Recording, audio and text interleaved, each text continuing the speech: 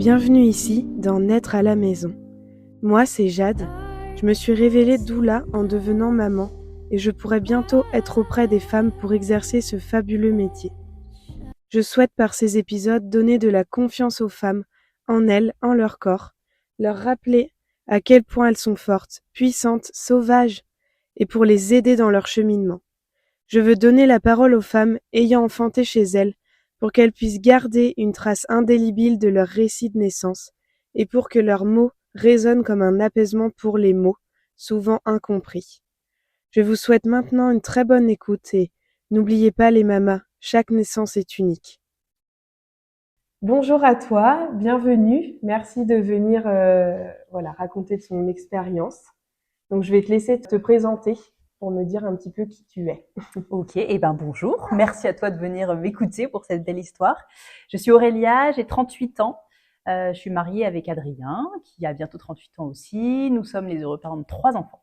Andrea qui a 11 ans, bientôt 12, Dimitri qui a 8 ans, bientôt 9, et la petite Marina, dont on va parler beaucoup aujourd'hui, qui est avec nous, et qui a 4 mois et demi. Voilà, okay. Et dans la vie, j'ai plusieurs casquettes, je travaille dans une banque, je suis wedding planner, organisatrice de mariage, et j'aide mon mari qui a son entreprise dans la rénovation. Ok, super. Écoute, je vais commencer. La première grande question, c'est comment tu en es venue à choisir un AAD. Donc on rappelle juste qu'un AAD, ça veut dire accouchement accompagné à domicile. Il existe aussi les ANA, donc qui veulent dire accouchement non assisté. Ouais, tout à fait. Donc comment ce projet t'est venu? Eh bien, tout simplement en discutant avec ma sage-femme libérale qui me suivait pour ma grossesse, elle m'a demandé que ce serait mon accouchement idéal. Et là, d'un coup, je lui ai répondu, si j'étais un peu folle, j'accoucherais à la maison.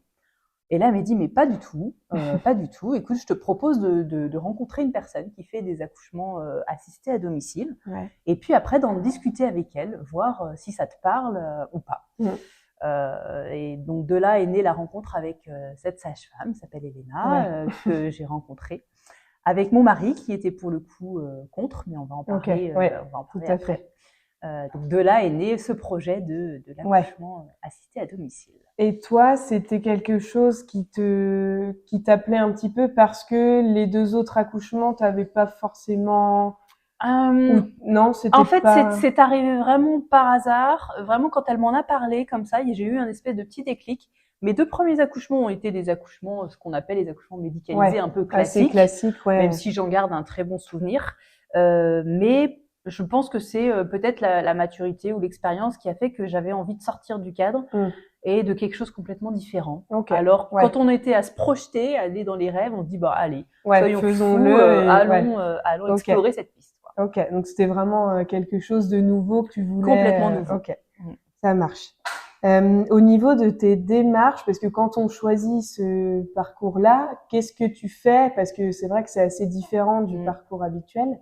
Quelles sont les premières démarches à avoir par rapport à ce projet? Alors, donc la première démarche, c'était vraiment donc d'échanger et de rencontrer cette sage-femme qui allait m'accompagner pendant ce projet-là. Tout en gardant quand même un parallèle un peu classique, c'est-à-dire que j'étais inscrite à la maternité de mon secteur, voilà, au cas dans plusieurs options, soit l'option où on décidait finalement en couple de ne pas mener à bien ce projet, soit dans le cas d'une raison médicale où il fallait il fallait pour aller X ou Y raison continuer notre projet à la maternité pour notre enfant. Donc voilà, les principales démarches a été vraiment en parallèle, le parcours classique qu'on continue avec l'accompagnement sage-femme et puis anesthésiste à la totale. Et le nouveau parcours qui est l'accompagnement avec la sage-femme qui nous prend en charge pour l'accouchement à domicile. Ok, super. Et puis au niveau organisation, est-ce que c'est autant de rendez-vous sage-femme par contre que classiquement, tu faisais une fois par mois Alors c'est beaucoup plus simple, beaucoup plus light entre guillemets, c'est-à-dire que c'est intégré à la préparation classique, c'est-à-dire que finalement au lieu de faire les 8 cours de préparation à l'accouchement classique, il y en a 2 ou 3 qui sont vraiment dédiés avec cette sage-femme-là et qui sont plus spécifiquement orientés. Donc il y a deux vraiment rendez-vous qui sont sur la préparation de comment ça va se passer le jour de la naissance, quels sont les bons outils, comment on se prépare, tout ça. Et il y a un rendez-vous qui est fait à domicile pour D'accord. voilà, Ah explorer oui. un peu les endroits, repérer, se projeter, Ouais. imaginer comment ça pourrait se passer. Et puis elle peut éventuellement aussi vous conseiller sur le Exactement. lieu, Ouais, ce qui est le en mieux, fonction. Ouais. voilà. Ok. Et après, il y a toute la partie préparation un peu Ouais. matérielle, mais qui est très très simple finalement. On se rend compte que tout ça, Oui, il n'y a pas c'est grand-chose très très simple. finalement. Ok. Exactement. Bah, on en reparlera un tout Ouais. petit peu plus tard du coup de cette prépa plutôt matérielle. Bon là, on va plutôt parler de ta grossesse du coup. Voilà. Comment ça s'est passé déjà le début, tes premiers mois. Ouais. Ma grossesse, c'est donc la 3e grossesse. Ouais. C'est très bien passé. J'avais eu 2 belles grossesses avant, donc je crois que mon corps est plutôt sympa Ouais. avec moi sur ce sujet-là. Donc j'ai eu de beaux mois, pas trop de nausées, pas malade. Ok. J'ai pu voilà, continuer à m'occuper de mes De tes grands, enfants, ouais. de travailler à 100% à côté. Donc voilà, de très beaux mois. La petite bichette est arrivée très rapidement quand on a décidé d'avoir ce 3e enfant. Donc j'ai envie de dire côté grossesse, plutôt un bon moment de plénitude pour moi. Ok. Voilà, t'as réussi à te centrer un petit peu sur toi, sur ta grossesse, sur ton bébé. Oui, oui. Alors c'est vrai qu'avec 2 autres enfants, oui, c'est toujours moins facile. Mais voilà, on prend le temps, on trouve le temps le soir au calme, on est posé. On essaye de dédier le même temps à chaque enfant. Ok. Et puis, c'est chouette. Et eux aussi de les intégrer à ce projet-là. Et on leur c'est avait, ça aussi. pour la petite anecdote, on leur avait demandé leur avis sur l'arrivée de ce 3e enfant ou pas. Est-ce qu'ils seraient d'accord et partants? Parce que c'était important pour nous de pas casser l'équilibre familial. Ouais, tout à fait, que ce soit un projet vraiment familial et qu'ils aient leur qu'ils ont un peu leur mot à dire sur la composition de la famille. Ils étaient plus que partants, donc du coup, ça a été un projet. Il n'y a pas eu de questions trop. Ils appréhendaient pas particulièrement pour toi ou non, pas du tout. Et puis c'est vrai qu'on est plutôt du genre à beaucoup partager, à beaucoup expliquer. Donc à partir du moment où elle est arrivée dans le ventre, on a tout expliqué. C'était naturel pour eux. Très très naturel. Okay. Voilà, elle discute d'ailleurs. Oui, elle est d'accord avec elle est d'accord. Ok, super. Du coup, voilà, pour recentrer un petit peu sur ton accouchement, donc la préparation à cet enfantement-là, donc tu m'as dit qu'il y avait eu des consultations classiques. Est-ce que toi, tu as suivi des cours ou de la sophro ou des choses un petit peu différentes que tu avais faites pour tes 2 autres accouchements ou pas? J'ai fait finalement un parcours classique. Donc je suis restée avec ma sage-femme libérale qui était adorable et avec qui je m'entendais très bien et qui proposait des cours assez classiques, même si du coup j'ai pas forcément j'étais un peu en décalage par rapport aux autres mamans, mais ça a permis de créer un groupe déjà de futures mamans. C'est toujours sympa d'échanger. Donc j'ai fait très classique et après j'ai beaucoup lu, j'ai beaucoup regardé de documentaires notamment pour ne pas citer, pour pas pousser, on sait, évidemment. Mais voilà, ça a été surtout beaucoup me renseigner, regarder des vidéos, écouter des témoignages pour essayer de se projeter. Nourrir toi d'informations qui allaient t'aider. Pour quelque chose qui est très nouveau finalement. Et autant notre cerveau est très formaté pour l'accouchement à l'hôpital, autant à domicile on casse complètement les codes et faut se déconnecter. Se remettre un nouveau. Et par contre, tu avais eu la péridurale pour tes 2 premiers? Oui, effectivement, pour ma première, j'avais eu la péridurale, le coup classique, j'ai envie de dire, on arrive à l'hôpital, hop, il y a du temps, on vous met la péridurale tout de suite. Ça s'est très bien passé quand même. Bien sûr. Et pour mon garçon, je voulais aller beaucoup plus loin et faute d'accompagnement ou de connaissance de la part des sages-femmes, à 7 de dilatation, elle m'a dit non, mais on vous met la péridurale. Donc toi, t'avais jamais vécu d'accouchement en tout cas non médicalisé et encore moins physiologique. Enfin physiologique un petit peu plus parce que physiologique pour mon fils, je m'étais pas mal déplacée, j'avais fait le bain, donc c'était déjà un peu dans la physiologie, mais pas jusqu'au bout. D'accord. Ok. Donc c'était vraiment nouveau au niveau des sensations que tu allais ressentir. Complètement nouveau. J'avais senti un petit peu, mais j'étais loin d'avoir senti tout ce qu'on sent. Ok. Ça marche. Et du coup, dans ces cas-là, tu as fait en sorte de beaucoup nourrir ta confiance en toi aussi, j'imagine. Exactement. Avec les témoignages notamment, avec tous les reportages. J'essayais de faire. Elle s'exprime beaucoup la petite bichette. J'essayais de faire beaucoup de ballons pour détendre mon bassin. Je continuais beaucoup le sport parce que je suis sportive, donc je n'ai pas arrêté. Essayer de préparer mon corps à ce moment-là. Chemin et ce moment important. Ok. Et est-ce que toi, tu avais envie pour le jour J d'avoir du matériel style piscine, des choses pour te suspendre? Est-ce que toi, c'était quelque chose qui te... Alors, ne connaissant pas, au début, c'est vrai que je me suis beaucoup reposée sur ma sage-femme, lui demandant qu'est-ce qu'il faut. Et elle, en toute simplicité, elle me dit il n'y a pas besoin de grand-chose. C'est sûr qu'il n'y a pas besoin de grand-chose. Mais le côté eau chaude me rassurait beaucoup. La piscine, donc je lui ai demandé si c'était possible. Donc elle m'a fourni une piscine, en effet. Parce que voilà, nous on a un rapport avec l'eau, voilà, on adore ça tous. Donc je dis ce serait top qu'elle puisse naître ou en tout cas arriver dans ces conditions-là. Donc piscine, et puis après ça a été vraiment des couvertures, un ballon, et puis pour me suspendre, le meilleur objet que j'ai trouvé c'est mon mari. D'accord. Avec un foulard. On verra dans le récit de l'accouchement tout à l'heure, mais voilà, effectivement ça a été. J'avais préparé plein de choses parce que je pense que moi j'ai besoin je suis très cérébrale et j'ai besoin de me raccrocher à plein de choses. Et finalement on se rend compte qu'après on se laisse porter. Oui, finalement ton ça corps. Ça me rassure, mais en fait il n'y a pas besoin de tant de choses que ça. Ok. C'est bien de prévoir, mais finalement le jour J, des fois. Finalement le jour J, bon. Ok. Donc t'en as parlé un petit peu déjà, mais donc ton aventure, tu as choisi de la vivre donc avec Elena qui était présente le jour J. Oui. Est-ce que donc il y avait ton mari? Oui. Est-ce qu'il y avait d'autres personnes, des proches ou une doula ou qui était là ou... J'avais pas de doula, donc on était vraiment. J'avais mon autre sage-femme qui elle était déjà aussi très aidante et accompagnante pour la physio. Et sinon, j'avais, oui, ma petite bouche, j'avais fait le choix de ne pas en parler à mon entourage. D'accord. Ah ouais. Du tout, parce que je voulais d'abord qu'on garde ça pour nous. Ouais. Et j'avais peur de leur peur, entre guillemets. Oui, parce qu'ils te redonnent, eux, leur crainte. Voilà. Autant moi, j'étais bien accompagnée et on était en phase avec notre projet, autant je savais que ça pouvait inquiéter parce que c'est quelque chose que les gens ne connaissent pas. Et par mes connaissances, ils peuvent avoir peur. Et donc, je voulais surtout pas qu'ils me projettent de la peur dans ce projet-là. Donc, c'était quelque chose d'ultra, entre guillemets, secret, hormis avec les mamans, les futures mamans de mon groupe de préparation. Ah oui, d'accord. Qui, elle, évidemment, quand elle me posait les questions, et vous accouchez où? Moi, j'accouche à la maison si tout se passe bien. Donc, ok, ça marche. Bon. Ça marche. Et puis du coup, tu en as parlé tout à l'heure, mais ton mari, au début, qu'est-ce qui le freinait? Il avait des craintes par rapport à quoi, surtout? Parce que c'est vrai que ça revient beaucoup, cette question-là, où les conjoints ou conjointes sont un petit peu peureux par rapport à cette idée-là, parce que ils vivent pas comme nous la chose. Donc je pense que ça peut être un peu. Déjà, ça l'a beaucoup surpris parce que entre guillemets, ça sortait un peu de nulle part. C'est sorti comme ça lors d'un échange avec ma sage-femme, et je pense que c'est sorti du fond de mes tripes sans le savoir, dans mon inconscient. Donc quand je lui en ai parlé, clairement, il n'était pas du tout favorable. Enfin, vraiment, ça l'inquiétait. Et pourtant, je me permets de prendre la petite bouchette. Oui, bien sûr, bien sûr. Donc comme je disais, c'est sorti un peu de nulle part. Donc c'est vrai qu'au début, il n'était pas du tout favorable. Pourtant, il a été ambulancier, donc il a fait de l'urgence, il a fait du médical.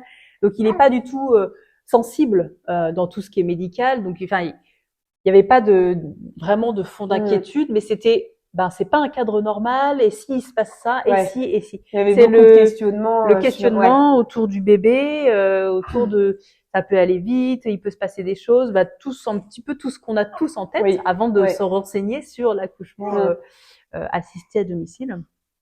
Et puis même malgré le fait que mes 2 accouchements se soient bien passés, il me disait tu sais, il a fallu un petit peu les aspirer à la naissance, ils avaient bu du liquide, tout ça. Qu'est-ce qu'on fait dans ces cas-là? Et donc beaucoup d'inquiétude de sa part. Donc, parce qu'en plus vous aviez en mémoire effectivement aussi les 2 précédents. C'est ça. Et le fait que des fois, au bout de 2 minutes, il y a 5 personnes qui déboulent dans la chambre d'hôpital, alors que en fait, en vrai, il n'y a pas besoin. Donc il y avait ça en tête, et pour le coup, c'était pas forcément. Il n'avait pas accueilli très favorablement cette proposition dans un premier temps. En tout cas. Et alors donc après, c'est toi qui as réussi à aussi le nourrir par rapport au. Après, de toute façon, je lui ai dit c'est un projet qu'on vivra à 2 ou pas du tout. Donc si j'ai envie que tu sois à 100%. Donc ce que je te propose, c'est qu'on rencontre Elena, cette fameuse sage-femme, ensemble, et ensuite on prend notre décision. Et s'il y a le moindre doute de ta part, on le fera pas parce que il faut vraiment le vivre à 2. Toi, tu ne sentais pas de lui imposer de toute façon. Non, c'est vraiment une naissance, une arrivée, c'est à 2 pour moi. Donc c'était important qu'on le fasse ensemble. Donc on a rencontré Elena. Qui a réussi à le convaincre. On a parlé pendant 1 heure de un peu de chacun nos doutes, comment ça se passe. Et en sortant, en fait, je le regarde et je dis alors. Et il me dit, bah écoute, c'est toi qui prends la décision, mais moi je suis à fond, je suis à 100%. Ah ouais, ça l'a quand Ça même l'a complètement rassuré. et basculé dans l'autre sens. Et même lui donner envie, effectivement, Ah ouais. ça paraissait tellement simple, un accouchement avec Bah oui. Elena, en tout cas de la façon dans laquelle elle l'aborde, que ça paraissait évident après cette rencontre. Trop bien. Ok, ça marche. Et puis bah donc du coup, je vais te demander de nous raconter ton jour J, Le jour de comment le travail s'est lancé jusqu'à la naissance de Marina. Ok. Alors, ce beau jour J, c'était donc le lundi 5 juin, une belle journée ensoleillée, un lundi au soleil. Ça faisait déjà une semaine que voilà, j'attendais avec impatience parce que j'étais au terme. Clairement, j'étais au terme. T'en avais un petit peu, t'avais envie que ça arrive, quoi. J'avais hâte, et puis j'avais pas envie de rentrer dans le schéma, de retourner à l'hôpital pour dire non, pas de déclenchement, tout ça. Donc voilà, j'avais vraiment hâte. Donc j'y pensais tous les jours, et ce lundi matin-là, j'étais dans autre chose, j'avais pas mal de choses de prévues. Je suis allée voir une copine pour récupérer de la déco. Enfin, j'ai flâné, j'ai fait plein de choses. Donc, je pensais pas du tout à l'accouchement. Donc, j'ai fait de la déco. Je me suis posée sur mon petit transat parce qu'il faisait très très beau. Donc, sur un transat. Donc là, je pense que j'étais dans un petit moment de plaisir.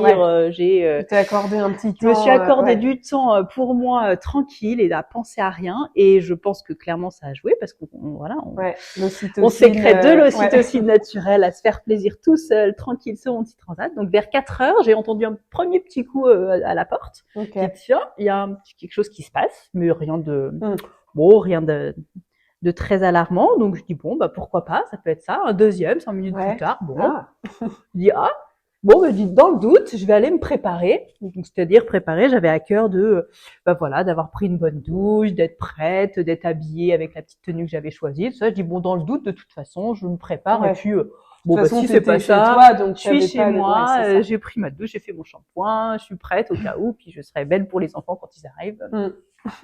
Je me prépare, puis tout pendant ma douche, ça continue un petit peu tranquillement. Je dis tiens, elle manifeste encore peut-être son arrivée. Voilà, 5 heures arrivent, donc mes grands rentrent de l'école avec mon mari. On s'installe tous ensemble au goûter, et là, je leur dis, écoutez, j'ai une surprise. Je pense que votre petite sœur, parce qu'ils savaient que c'est une petite sœur, je pense que votre petite sœur va arriver cette nuit, en tout cas. Donc là, explosion de joie, ça a été un premier moment fort dans cette naissance-là, parce que incroyable, ils s'y attendaient pas du tout, parce que eux aussi commençaient à dire, c'est long, elle n'arrivera jamais, cette petite sœur. Donc quand on a dit ça, tout le monde dit ça, waouh, bon, t'es sûr? Donc je leur raconte un petit peu qu'il y a des petits signes, mais qu'il faut pas s'emballer parce que c'est ça, faut voir comment ça évolue. J'ai dit on continue à vivre notre vie tranquille, et c'est ce qu'on a fait. On s'est mis dans le jardin tous ensemble au soleil, on a profité, et elle continuait, il y avait des petites contractions régulièrement douloureuses, continuait tranquillement, et on était tous les 4 à profiter dehors dans le jardin. Ok, super. À vivre notre vie. Et donc là, du coup, j'ai dit à mon mari, ça serait peut-être bien quand même qu'on prévienne les personnes qui gardent l'écran, au cas où. Oui, alors c'est ça que je voulais te demander. Vous aviez quand même prévu. Oui. Toi, tu te voyais de faire le voyage avec ton mari et sans forcément que tes aînés soient là. Oui, voilà, c'était important. Alors d'abord, je leur ai demandé aussi leur avis, parce qu'ils sont suffisamment grands. Et voilà, ils voulaient que ça reste secret, qu'ils voulaient découvrir leur petite sœur après la naissance. Ils voulaient pas être là. Et puis toi, tu te sentais pas et en fait, moi, fichais, toi, ou... j'avais pas forcément d'avis. Je me reposais beaucoup sur eux. Et en fait, je me suis raccrochée à mon mari qui disait, je pense que s'ils sont là, t'arriveras pas à te concentrer pleinement, et du coup, ton cerveau, va pas se lâcher prise, ton néocortex. Le néocortex. Il va pas lâcher, donc c'est mieux qu'il soit pas là. Donc on a prévenu des amis qui pouvaient les garder. Donc on les a prévenus au cas où, on dit peut-être que ce sera ce soir. Et on a envoyé un petit texto à Elena aussi en disant écoute, il y a peut-être des signes qui se profilent, donc on te tient au courant. Donc on se fait notre petite séance, et vers 6 heures, on rentre, et je dis je pense qu'il serait quand même intéressant de préparer un peu plus, parce que là ça fait 2 heures que tranquillement ça s'installe, et il y a de grandes chances que ça arrive. Donc tous en famille, on a sorti la piscine, les matelas, le ballon, les petites phrases de confiance en soi, les petits mots, les mantras, les petites fleurs. Enfin voilà, ils ont été adorables. Ils t'avaient fait des petites attentions, tes enfants. Ils avaient des petits dessins. C'est ça, des petits dessins, des je t'aime maman. Enfin voilà, plein de choses. Pour créer un environnement. Donc on a installé tout ça tous ensemble, comme ça. Je leur ai expliqué, ça devrait se passer comme ça. Aussi, de ce projet-là. Tout à fait. Je dis, si tout se passe bien, elle devrait arriver par là, dans ce coin-là. Et donc, à 7 heures, les amis sont venus chercher mes enfants. Et à cette heure, voilà, j'avais besoin de commencer à respirer un petit peu, me dire ça y est, voilà, je sentais chaque petite contraction quand même. Donc ils sont partis, c'était le bon moment. Et donc là, on s'est retrouvés tous les deux, un peu désemparés, à dire on fait quoi, qu'est-ce qu'on fait du coup? On se met de la musique, donc on s'est mis de la musique. Marie dit est-ce que tu veux que, je sais pas, qu'on se fasse une petite activité, qu'on sorte, qu'on se fasse un petit jeu, quelque chose? Et je dis peut-être. Et en fait, au bout de 5 minutes, je dis non, je pense que je vais avoir besoin de me concentrer. Ok. Ça commençait, tu sentais que les ça commençait tranquillement. devenaient, Voilà, il était 7h30, 7h30, 8h moins quart. Je dis non, là, j'ai besoin là de me concentrer, de me mettre dans la bulle. Okay. Donc ça a été beaucoup de ballons dans un premier temps, vraiment beaucoup de ballons avec la musique, beaucoup d'étirements. Mais voilà, j'étais encore très en forme entre guillemets, hein, donc je pouvais encore parler, mais j'avais besoin d'échanger avec mon mari, puis j'avais besoin d'échanger avec Elena aussi parce que je ne savais pas quand de la faire venir, à quel moment. Oui, c'est ça, puis elle a un petit peu de route du coup. Voilà, c'est toujours la question. Et voilà, vers 8h15, j'ai dit à mon mari, que ça serait pas mal qu'elle arrive. En tout cas, ça me rassurerait qu'elle arrive. Donc je continuais, je faisais ballon sur tout, je marchais, je déambulais un petit peu, musique. On s'était fait une petite playlist. Oui, c'est ce que j'allais te demander. Selon les 3 phases. Bon, clairement, on n'a utilisé aucune des 3 playlists. On a mis en boucle et on n'a pas du tout géré parce qu'on était dans autre chose. Et Elena est arrivée à 9h moins le quart. Et là, c'est vrai, quand elle a franchi la porte, j'ai eu un grand sourire. Donc, c'est que je pouvais encore sourire. Donc, ça allait encore. Mais je me sentais rassurée. Je me dis, ça y est, c'est maintenant. C'est encore plus concret. Et elle est là. C'est que ça va arriver. Donc, c'était un super moment de l'avoir arrivée. Le sourire est vite disparu parce que fallait que je me concentre vraiment. Elle s'est mise dans un petit coin. Faut savoir que elle intervient pas du tout. Elle nous laisse dans notre bulle et ça c'est assez elle est chouette. Assez discrète et voilà. Elle s'est mise. Là on peut pas le voir dans le podcast, mais dans le salon elle s'est mise dans un petit coin et nous on était dans la partie principale du salon. Pour vraiment vous laisser gérer. Vraiment, je sais même pas si elle m'a dit bonjour quand elle est arrivée, si elle m'a fait un sourire et puis elle est tranquillement, très discrètement pour ne pas me perturber. Et c'était juste ce qu'il me fallait, voir sa présence, sentir sa présence avec mon mari. Après, j'étais dans la piscine. Je me suis fait un gros moment dans la piscine. Ça m'a fait beaucoup de bien. Je me massais le dos. Avant, je m'étais mis une petite bouillotte sur le bas du dos. Ça fait beaucoup de bien aussi. Mais le chaud, fait beaucoup de bien. Et alors, le remplissage de la piscine, parce que ça, c'est une grande question. Le remplissage de la piscine, on avait fait un beau bricolage. On avait un tuyau d'arrosage qui traversait un peu toute la maison pour aller dans notre arrière-cuisine, parce qu'on a une arrière-cuisine. Pour que le tuyau amène jusque dans le salon, dans la piscine. Mais ça a été, il n'y a pas eu trop, ça s'est très bien fait. Parce que parfois, c'est vrai que ça refroidit assez vite. Alors, régulièrement, on remettait un tout petit peu. Et puis finalement, j'ai fait 2 sessions à la piscine, mais ça n'a pas duré tant de temps que ça. En fait, donc j'ai fait une première demi-heure là. Là, ça commençait à vraiment s'intensifier. J'avais vraiment, je jetais des petits coups d'œil à Elena, je commençais à vraiment sentir que waouh, c'était puissant. C'était vraiment puissant. Elle m'a conseillé d'alterner entre période de piscine et puis me lever. Donc à un moment effectivement, pris d'un bond d'énergie, j'en avais encore, je me lève. J'ai été faire un peu les 100 pas partout dans le couloir pour faire avancer. Alors je m'accrochais à tout ce que je trouvais dès qu'il y avait une contraction pour vraiment m'étendre, exprimer. Alors je criais pas, mais j'exprimais. Je faisais beaucoup de bruit, clairement. Vocalise. Fait beaucoup de bruit, un peu animal, clairement. Des passages aux toilettes aussi, ça fait une position où on est assise vraiment les jambes un peu relevées, ça fait du bien. Je suis revenue, je me servais beaucoup de mon mari avec une écharpe et un foulard pour m'étendre et m'accroupir vraiment pour étirer au maximum le dos parce que c'était là je rentrais dans la phase très très puissante de l'accouchement, la dernière phase. J'ai senti le besoin de retourner dans la piscine à nouveau parce que ça devenait à la limite de l'insupportable, en fait. J'entrais, je ne le savais pas encore, mais a posteriori, j'entrais dans la phase de désespérance. Ah oui, déjà. Il était, à ce moment-là, à peu près 9h30, 10h moins le quart. Et donc, quand Elena est arrivée, ça s'est quand même vite accéléré. Ça s'est vite accéléré. Il s'est passé vraiment une demi-heure dans laquelle, ça allait tout à fait. Deuxième demi-heure, c'est là où elle a commencé à me dire, marche un petit peu, sors un petit peu, voilà. Et après, très intense. À partir, donc ça s'est rentré, à partir du moment où je suis rentrée dans la piscine, là, c'était vraiment dans la phase où j'implorais mon mari, je disais des yeux, je disais, mais je ne vais pas y arriver. Donc c'était vraiment la désespérance. Et c'est là, Elena m'a proposé de regarder où le travail en était. Parce que ce qu'il faut savoir, c'est que contrairement à un accouchement médicalisé, dans un accouchement à domicile ou assisté à domicile, on suit pas du tout l'avancée du travail parce qu'on sait, on laisse faire les choses, on laisse faire la femme et on sent les choses. Mais parfois, on peut être rassuré de l'avancement. Donc, elle m'a proposé de regarder un petit peu où ça en était. Donc, voilà, elle m'a pas allongée sur le dos comme à l'hôpital. Je suis restée dans ma piscine et elle a regardé rapidement. Et elle dit, bon, voilà, ça avance, on est à 7. Mais elle dit, tu sais très bien que à 7, ça peut aller très, très vite. Et c'est ce qui s'est passé pour mon deuxième. Donc, je dis oui, bien sûr, je sais. Et est-ce que, juste petite question, est-ce que tu avais été monitorée déjà à son arrivée à Elena ou non, pas du tout? Non. La seule, justement, quand elle m'a demandé proposé de savoir où on était, c'est là où elle a fait un petit check-up du bébé, qui me crache dessus en même temps qu'on parle d'ailleurs, hein, ma bichette. Mais elle fait aussi des grands sourires. Elle fait aussi des grands sourires. Elle a un petit Doppler en fait tout simplement et quand elle a essayé de regarder où le travail en était, elle a mis le petit Doppler pour vérifier que le cœur de Marina allait bien. Elle a tout vérifié d'un coup. Elle a vérifié juste le cœur de Marina, sinon le reste il y a rien d'autre à vérifier. En fait, c'est tellement très simple et c'est ça qui est déroutant des fois quand on est habitué aux autres types d'accouchement. Oui, c'est clair. Donc elle a vérifié, donc elle a dit bah écoute, on est à 7, mais tu sais que ça peut aller très vite tout ça. Donc là, il s'est passé un quart d'heure où j'étais dans la piscine, j'essayais de vraiment trouver ma position et j'étais dans le dur, on peut le dire. Hein, c'était la partie la plus puissante de l'accouchement, hein, clairement.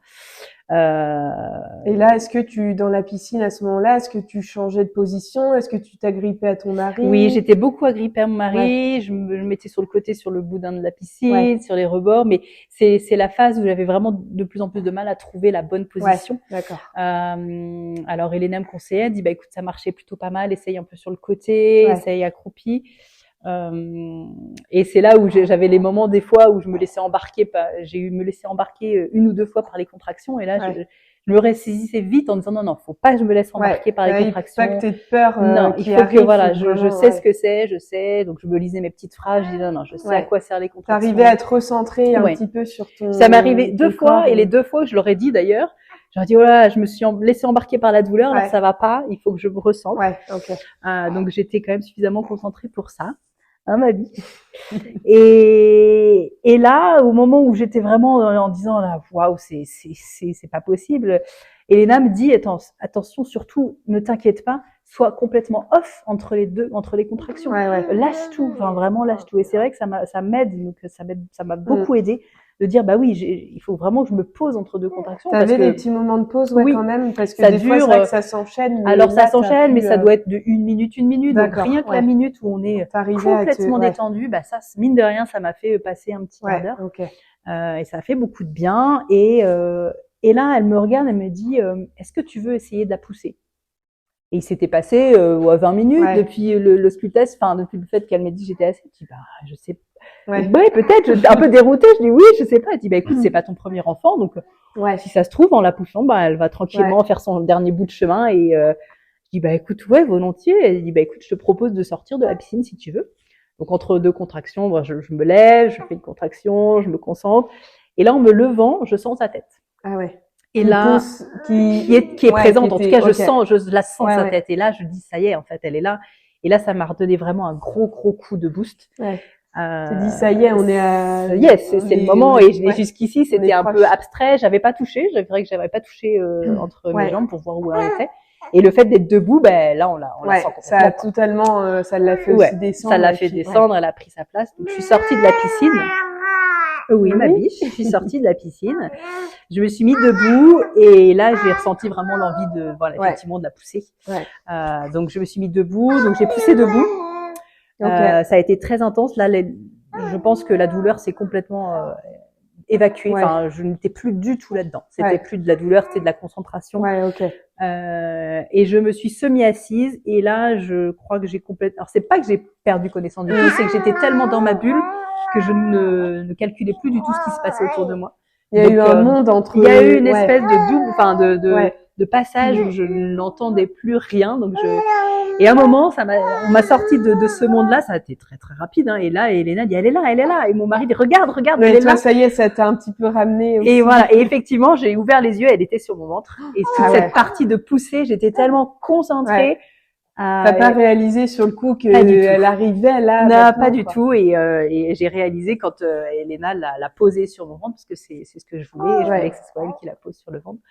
Et là, voilà, j'ai brusquement, donc elle est sortie, c'était juste waouh. Il était quelle heure alors? Alors c'est très très drôle parce que j'ai eu le réflexe de regarder sur mon micro-ondes quelle heure il était, parce que je me dis mais oui, mais du coup comment ça se passe? Est-ce que ça se passe? C'est noté, mais Elena évidemment avait regardé aussi. Il était 22h34. Tout simplement. Ouais, donc quand même travail assez rapide, assez rapide, parce que finalement j'ai commencé à avoir besoin de me concentrer à partir de 8h, on va dire. Donc il y a été 2 heures et demie de travail intense. Et après, le moment où elle est arrivée, c'est vrai que juste incroyable. On dit, on passe tellement d'un monde à l'autre, du moment où on se concentre au moment où elle est là.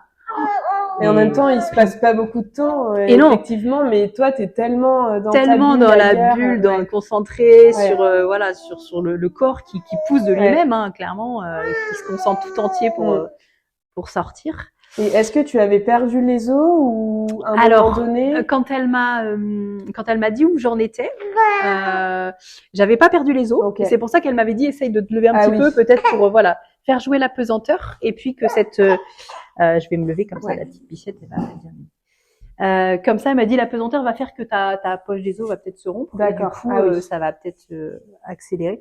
Et finalement, je pense que je l'ai rompu dans la piscine. D'accord. Sur la toute dernière phase, en fait. À la fin, là. À la toute fin. En fait, donc j'avais pas perdu les os, il n'y a pas eu de grandes os sur le parquet comme on peut s'imaginer dans les films ou autres. Non, il n'y a pas eu tout ça. Ça s'est fait vraiment très naturellement dans la piscine, toute simplicité, quoi. Ok, super. Et puis après niveau, parce que je pense qu'il y en a beaucoup qui se posent la question, niveau déchirure, comment ça se passe? Parce que c'est vrai que des fois, alors je pense, j'avais vu du coup dans le film de Nina qu'il y avait très peu justement de il y avait quasiment pas de reconstruction. Non, pas du tout. C'était des accouchements physiologiques. En fait, le fait d'être en mouvement tout le temps, d'écouter son corps et d'aller au rythme du bébé, et ben ça fait que évidemment il y a aucun impact sur le corps. Donc moi clairement, à partir du moment où elle est sortie, donc on était en semi-allongé, mon mari était derrière moi.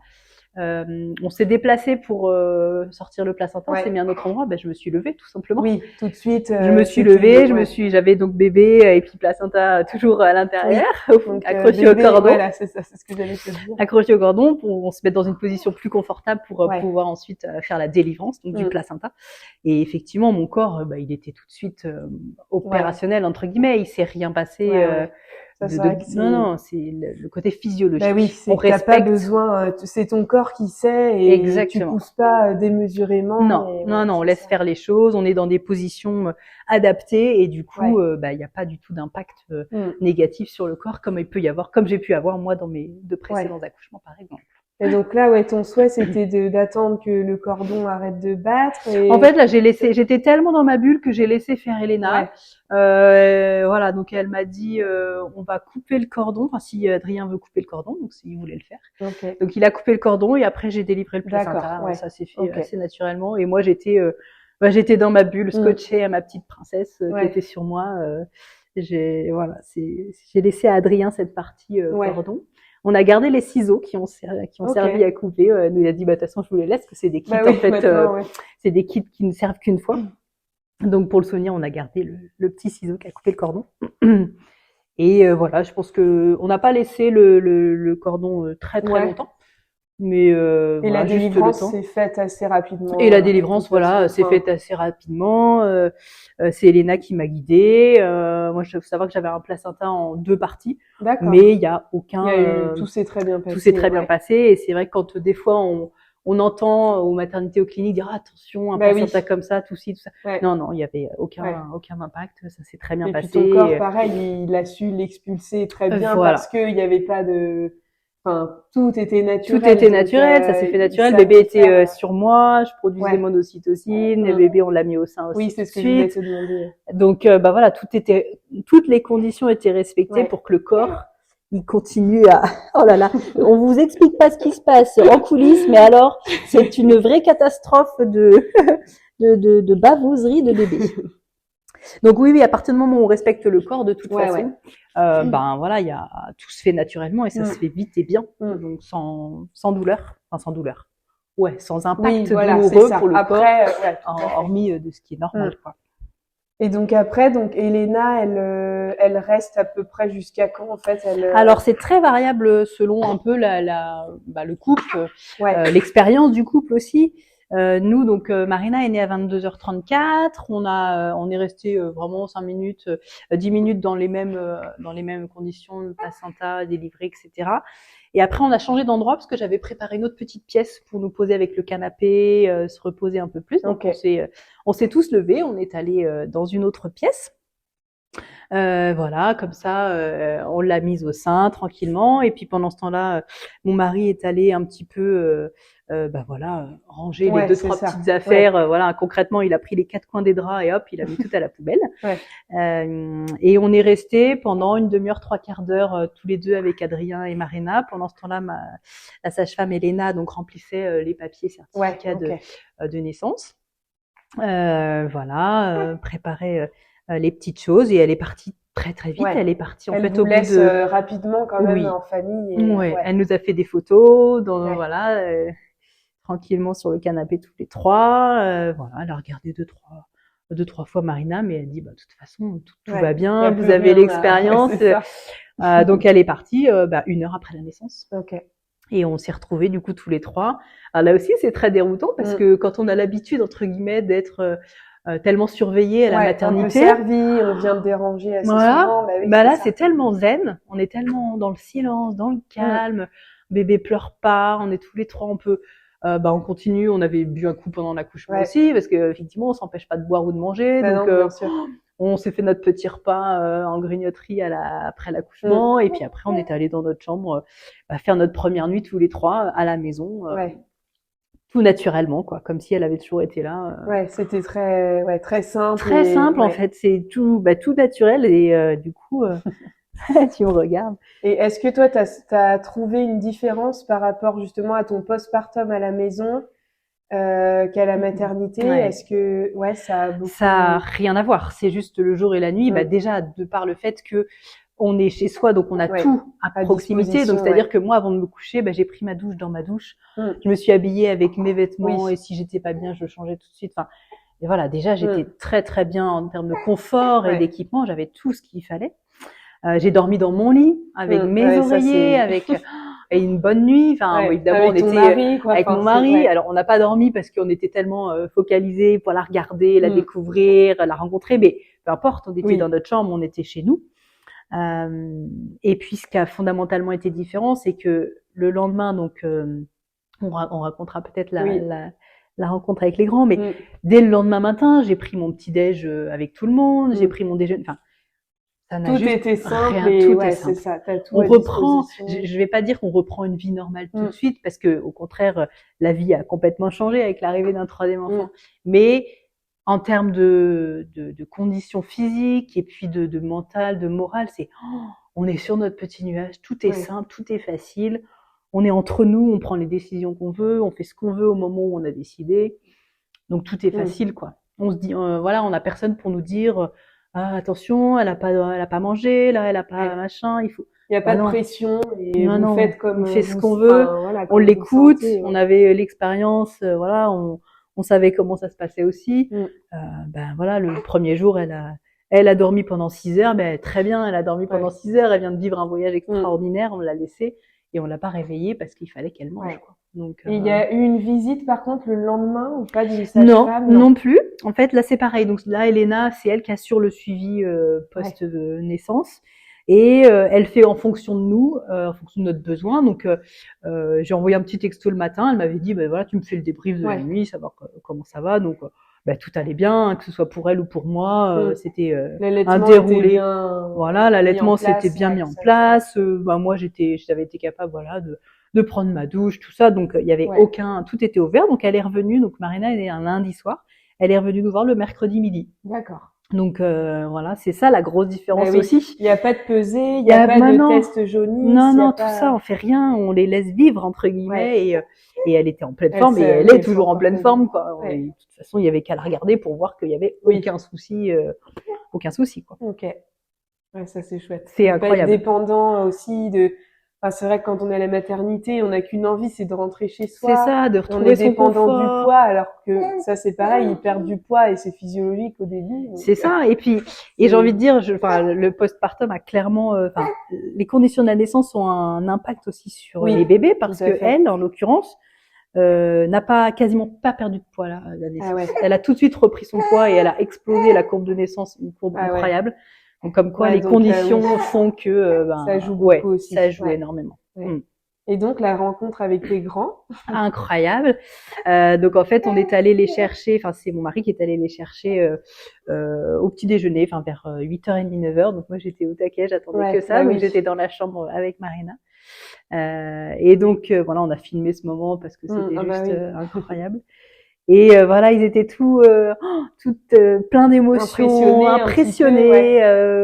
Voilà, ils étaient. Alors ma fille, 2 comportements différents. Ma fille est tout de suite venue, elle a touché les mains, elle avait besoin de lui faire des bisous et ça. Et mon fils tout en retrait, il observait. Ouais, il observait, vérifiait que maman va bien. Il dit bah ouais, tu vois, tout va bien. Je vais venir manger avec vous. Il y a pas de souci.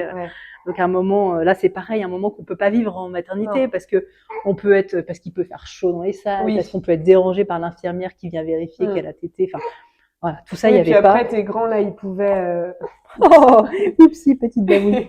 Ils pouvaient aussi reprendre leur vie, aller jouer. Oui, exactement. En fait, c'était. C'est ça, c'est pas. Au moins quand ils venaient la voir, c'est quand ils en avaient envie. Ouais. Et surtout à leur rythme. Donc du coup.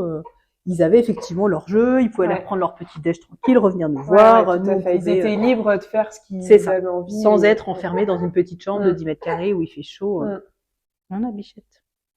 Ok, donc super rencontre. Incroyable. Ouais, juste incroyable. Un moment. Et puis coucouner chez toi. Voilà, c'est ça. Et tout de suite dans notre bulle, on prend notre déjeuner en famille. Enfin.